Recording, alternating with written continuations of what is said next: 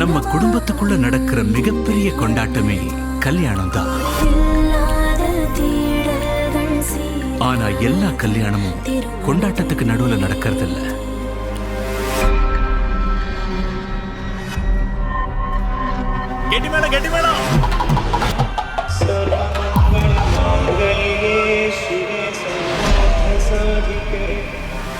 என் அம்மாவை ஏமாத்தி என் கழுத்துல வேணா நீ தாலி கட்டலாம். ஒரு நாளும் நான் உன் கூட சேர்ந்து வாழ மாட்டேன். உன்னோட வாழ்க்கை, உன் அம்மாவோட கௌரவம், இதுக்காக தான் இந்த கல்யாணத்துக்கே நான் ஒத்துக்கிட்டேன்.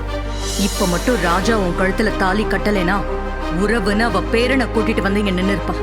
உன் பொண்ணு கழுத்துல தாலி கட்டுறதே என் பேரன் தாண்டி.